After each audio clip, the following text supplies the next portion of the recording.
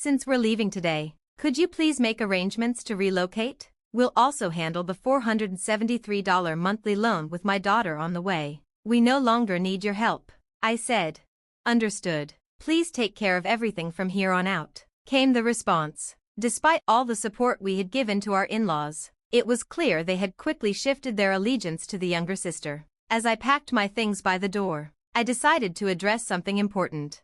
By the way, there's been a misunderstanding regarding the loan repayments. It's exactly as I mentioned, I explained. Their faces drained of color as the reality of the situation hit them. I'm Emily, 35, an office worker. I've been married to Tom for 3 years. We were introduced by a mutual friend who believed we'd be a perfect match, and that feeling turned out to be spot on. From our very first conversation, Tom and I clicked. He felt the same way, and soon we were dating. 2 years later, he proposed, and I eagerly said yes. Our families were supportive, and we had a beautiful wedding with all our loved ones there. After our honeymoon, we started our life together, sharing household duties and enjoying a peaceful, happy life. Tom, who had lived alone for a long time, was a fantastic cook, which was a huge help. We worked well together, always appreciating each other's company.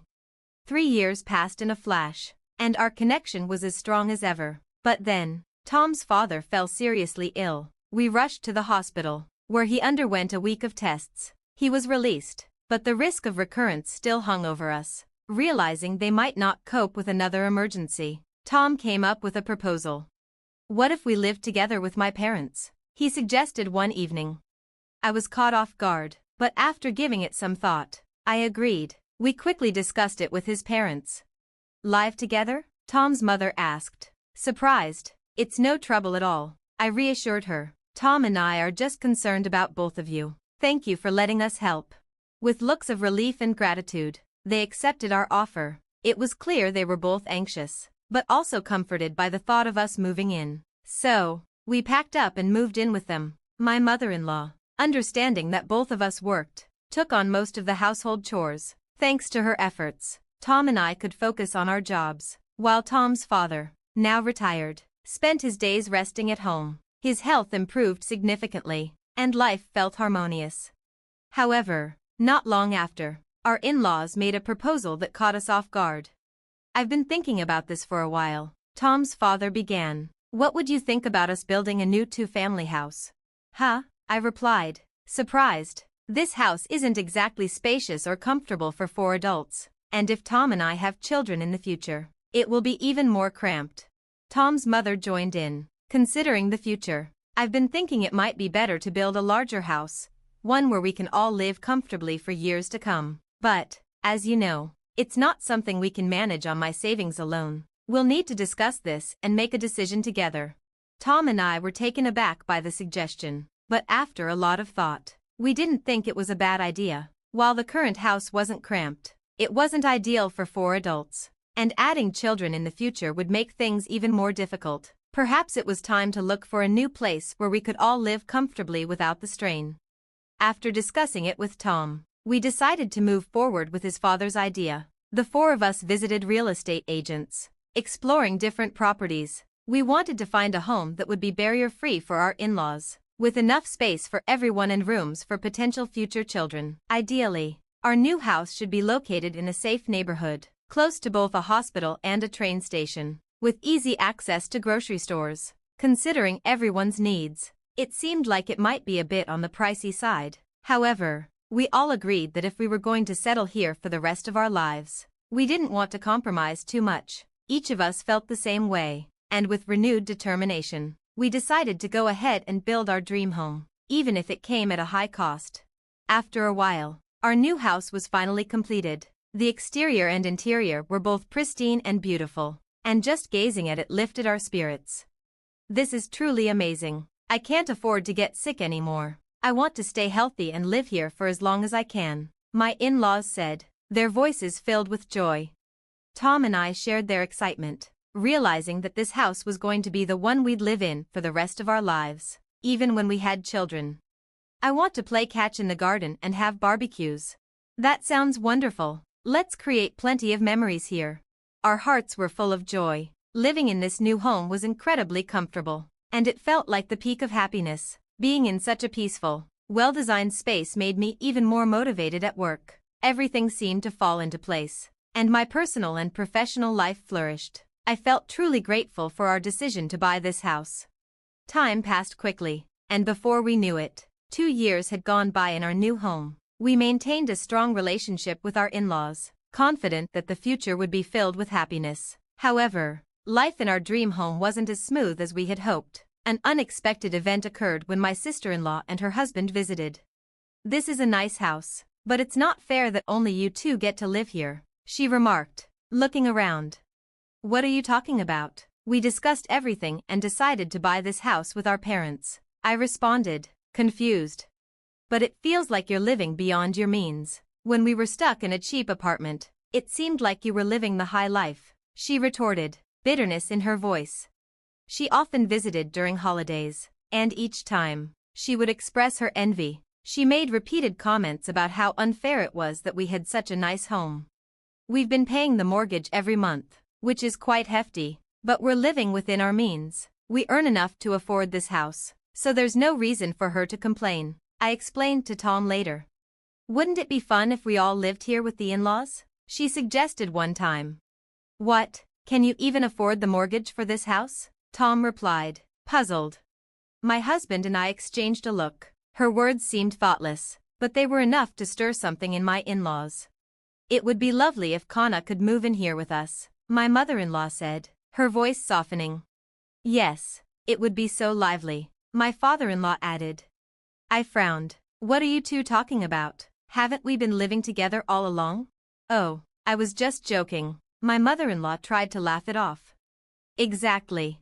No need to worry," my father-in-law chimed in, but it was clear they were intrigued by the idea of living with my sister-in-law. It wasn't surprising. My sister-in-law, with her delicate features and doll-like appearance, had always been their favorite. Born 4 years after Tom, she was the child they pampered, especially since they had her later in life. Over the years, this pampering had made her quite spoiled, and Tom had often found himself dealing with her demanding behavior. I had always been wary of my sister-in-law, especially after hearing about her tendencies from Tom. For a while after our marriage, we were both caught off guard by her seemingly harmless behavior. However, more recently, she had begun showing more interest in our new house. I suspected that she frequently visited when Tom and I were at work. "Oh, Emily, you're back. I guess I'll be leaving now," she said one day, as if nothing was unusual. "I wish you'd stay a little longer, but I think Tom and I might find it inconvenient." "I don't think it's a problem," she replied dismissively, though her tone was cold. "You might say that, but your behavior says otherwise. Guests who overstay their welcome should leave sooner rather than later. See you, Mom, Dad, take care." As my sister-in-law left, I could see the disappointment on my in-laws' faces. They didn't say anything, but their expressions told a different story. They clearly wished she had stayed longer. Feeling uneasy, I retreated to my room after work. At dinner, the atmosphere was tense, and conversations grew more sparse. Tom began noticing the change, and he started to realize that his sister's presence was at the root of it. Then, one holiday, when Tom and I went out shopping, we returned to find unfamiliar shoes by the entrance. We exchanged puzzled looks. Something didn't feel right. As we entered, my mother-in-law came from the living room. "You're finally back. We need to talk." Her tone was unlike usual, and when we stepped into the living room, my sister-in-law and her husband were sitting there. "Ah, you're finally here, Kana. What's going on?" Tom asked, his confusion growing.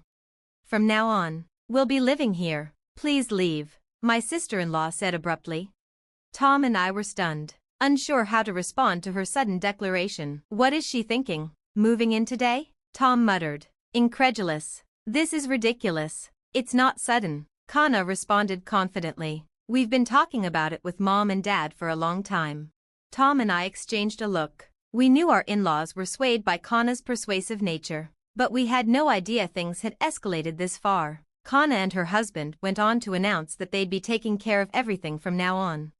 "I'll handle the housework and take care of you both when needed. You can rely on us, Mom and Dad," Kana added with a self-assured smile. My heart sank. If our daughter is here, We won't need you anymore, my father-in-law said coldly. A daughter-in-law who doesn't do housework or have children doesn't compare to Kana. The words stung deeply. I couldn't believe what I was hearing. Kana smirked at my reaction, her satisfaction clear. And as for the monthly loan, we'll pay $473, okay? She added casually. Wait, $473? Tom and I were dumbfounded. That's a great deal for such a nice house. The realization hit us like a ton of bricks. Our in-laws were already planning to kick us out after everything we had done for them. We could no longer stay in a place where we were so unappreciated. Is that settled? Kana asked, clearly impatient. We can't leave immediately. Can we have at least a week to find a new place? Fine, my father-in-law grumbled, looking disappointed. The excitement in Kana and her husband's faces was unmistakable. Looking forward to living with Kana and her husband? I asked bitterly as the in-laws exchanged thrilled glances. They were eager to see us go. Calm down, Mom and Dad. The house isn't going anywhere. I'm looking forward to next week, Kana said with a smile, completely oblivious to the gravity of the situation. Tom and I quickly made arrangements to view rental properties. Within a week, we moved out. The day we left our home had finally arrived. As I packed up the last of our things, I turned to the in-laws and said, please take care of everything from now on. Don't ever involve us in this again or come near this house. Their words were harsh, and the way they had so easily turned their backs on us after everything we had done stung deeply. They seemed thrilled about the idea of living with Kana, as if it were some dream come true. We can finally live comfortably with Kana in this house. It's like a dream, they said, practically gloating. As I stood at the entrance with my belongings, I decided to share a crucial piece of information with them. By the way, it seems there's been a misunderstanding about the mortgage. It's $1,825 every month, I said, watching their faces fall. What, $1,825? Isn't the loan only $473 a month? They stammered in disbelief. Let me explain, Tom said, his voice calm but firm. This house is under Dad's name, and the loan is being paid directly from his account. Emily and I were planning to stay here for the rest of our lives, so we agreed that we'd take on the full mortgage. We were paying $473, and Emily was contributing $1,352 each month to our father's account. I guess Dad only remembered how much Emily was putting in, and you never really checked the total cost.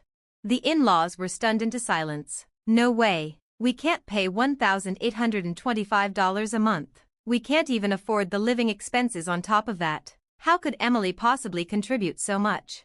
Tom replied calmly, I'm a department head at a major corporation, so I earn a fair amount. Emily actually makes more than I do. As the shock settled in, Tom continued, you were unaware of this because you never bothered to ask, but we've made our decision, and we're cutting ties. From now on, it's your responsibility to support our parents. No, Emily, Tom, wait, we were wrong. Please, let's live together like before, they begged. Is that what you really want, Mom and Dad? Tom said, his voice low. You want to abandon us now? If you can't afford to pay the mortgage, maybe you should live with someone who can. That's not fair, my father-in-law yelled. Dad told me the loan was only $473 a month. That's why we came here. We've already canceled our previous house. That's not my problem, Tom said, standing firm. This whole mess started because you insisted on moving in with us in the first place. And don't think we've forgotten how you always favored Kana. You pampered her for years, and now that it's come down to money, everything else seems irrelevant. The argument between my in-laws and sister-in-law's family was unbearable. Tom and I exchanged a look, and without another word, we walked out. We moved into our rented apartment, cutting all ties with them. The in-laws bombarded us with messages, but we ignored them. Neighbors later told us that the in-laws and Kana's family had no choice but to live together. Unfortunately, they couldn't afford the mortgage and were eventually forced to sell the house. Even after using my father-in-law's early retirement benefits to cover some of the costs, they still fell short. They ended up in a small, cheap apartment, working full-time and part-time jobs just to make ends meet. Apparently, Kana's husband didn't want to bear the financial burden, so he ran off. If only the in-laws had continued living peacefully with us, they wouldn't have ended up in such a mess. But that was no longer our concern. On the other hand, Tom and I settled into our rented apartment and found it cozier than we ever expected. We're saving money at an incredible rate, planning for our future while enjoying the occasional luxury. We're looking forward to a happy life ahead, focusing on building our own future together.